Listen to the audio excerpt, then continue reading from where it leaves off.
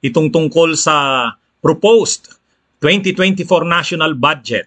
At nitong nakaraang mga araw, ang mga naunang isinalang ay ang mga departamento at tanggapan na nasa ilalim ni Sara Duterte, lalo na ang Office of the Vice President at ang Department of Education o DepEd.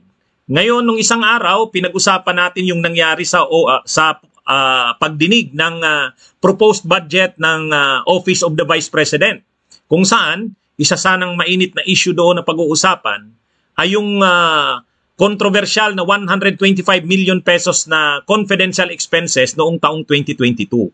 Yan ay inilabas ng grupo ng Makabayan Black sa pangunguna ni Congresswoman Franz Castro. Pero ang sabi noon ni Sara Duterte sa isang statement, haharapin niya ang mga aligasyon ni Franz Castro. Pero nung pagdinig nung isang araw, noong August 30, hindi naman pinayagan ng mga kasamahan, hindi naman pinayagan ng mga kongresista ng Committee on Appropriations, sila Franz Castro at Raul Manuel na magtanong kay Sara Duterte. Hindi na nila ito isinalang. Kaya yung issue na sabi ni Sara Duterte, sasagutin niya sa budget hearing ang issue na yon, hindi naman nangyari. Kasi kaagad-agad nag-motion si Sandro Marcos, ang anak ni BBM, na out of naging tradisyon na ng Kamara, hindi na daw dapat kini-question ang proposed budget ng Vice President. Dahil daw sa long-standing tradisyon na yan, parliamentary courtesy, minumove niya, nag-motion siya, na wag nang payagan ang sinuman na magbusisi o magtanong sa Vice Presidente tungkol sa budget ng Office of the Vice President. Kaya ang nangyari, iniligtas, inilayo ng mga kongresistang kaalyado ng administrasyon si Sara Duterte mula sa pagtatanong nila Congresswoman Franz Castro, Raul Manuel at ng Makabayan Black. Sa pagdinig naman ng budget ng Department of Education, nandun pa rin si Sara Duterte, napag-usapan naman ang bahagi ng pundo ng DepEd, yung confidential funds ni Sara Duterte na 150 million. Doon kasi sa Office of the Vice President, ang confidential at intelligence funds doon ni Sara Duterte ay 500 million. Pagdating sa DepEd, ang confidential fund niya ay 150 million. Nagiging issue itong confidential fund ng Department of Education. Unang-una, marami ang napapataas kilay. Bakit naman may confidential at intelligence funds ang Department of Education? Ang intelligence funds kasi may tinitiktikan ka eh. Ito yung mga pondo sa surveillance. Kumbaga, ito kadalasan ay pondo ng mga ahensya ng gobyerno na may intelligence and surveillance activities. Halimbawa ang NBI, halimbawa ang Department of National Defense, ang AFP, ang PNP, mayroon niyang mga trabaho ng surveillance at intelligence. Kasi may mga minamanmanan sila, mayroon silang intelligence gathering.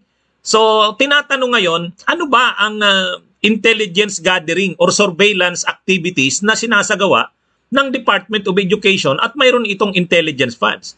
Ang confidential funds naman, bakit kailangang isikreto? Ano bang mga trabaho ng Department of Education, ano bang mga programa at ginagawa nito ang kailangang isikreto at tawagin pang confidential funds na nagkakahalaga ng 150 million. Kaya sa pagdinig ng Kamara, binusisi nito ni Congressman Ed Silagman ng Albay ang issue ng confidential funds. Tinanong ni Congressman Ed Silagman, para saan ba yung confidential funds na yan? At kapag ba nagsasagawa ng surveillance or intelligence activities ang DepEd, kasama ba nila ang mga iba pang mga intelligence gathering agencies? Halimbawa, NBI, ISAP, yung PNP Intelligence Office, kasama ba ito? Paano ginagawa ng DepEd yung kanilang surveillance and intelligence gathering activities? So, sunod-sunod yung tanong ni Congressman Ed Silagman.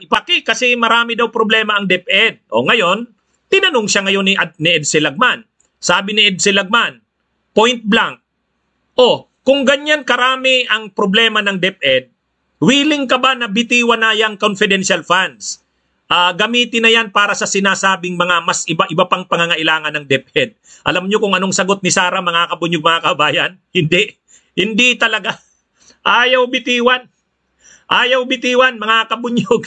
Ito, panoorin natin. Panoorin natin para makita nyo. Ano? Ito. Thank you, Yusek.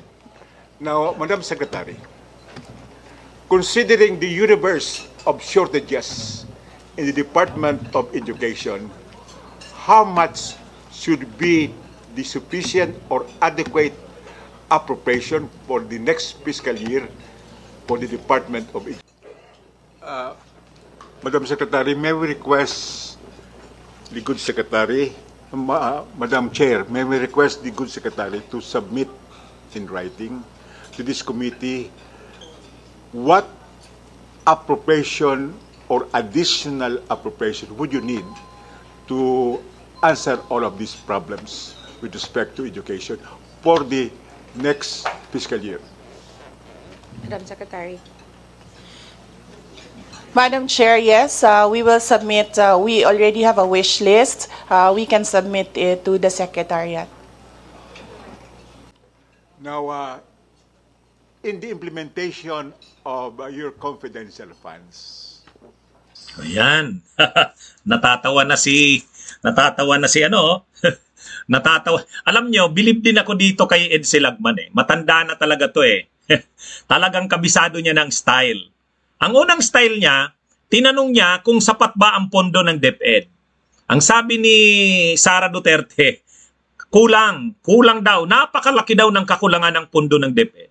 Tapos narinig niyo kung anong sinabi niya. Sabi ni Ed Silagman, may we ask the DepEd Secretary to submit yung list daw ng mga kailangan pa. Wow, okay din ito eh. Okay din ito si Lagman eh. Pero, nang bandang uli, ang sabi niya, okay, let's come now to the use of your confidential funds. So ito na, confidential funds na. Ng DepEd lang to hindi ng Office of the Vice President. Ito. Do you request the assistance of experienced military and police officers in the conduct of confidential and surveillance activities? Yun. Matindi rin ang tanong nito ni Lagman eh. Kasi confidential at intelligence funds yan. So, intelligence funds gagamitin mo sa surveillance. Ang tanong niya, nakikipag-coordinate ba ang DepEd sa mga ahensya sa surveillance, intelligence ng gobyerno? Ayan. Ayan. You have 30 seconds to wind up and please answer, Ma'am Secretary.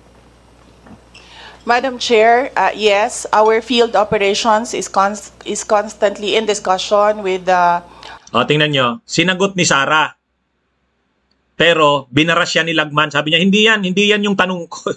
hindi yan yung tanong ko. To. Organization of the Philippine National Police, the National Bureau of Investigation, and the Armed Forces of the Philippines with regard to security issues among our learners and teaching and non-teaching personnel and in our schools as well. But my question is, do you secure? Yan. But my question is, do you secure? Yeah. But my question is, do you secure the assistance, the actual assistance of these experienced police and military officers? Madam Chair, yes. Yes. We secure their assistance in various problems in our schools. And do you give any compensation, allowance to these experienced police and military officers?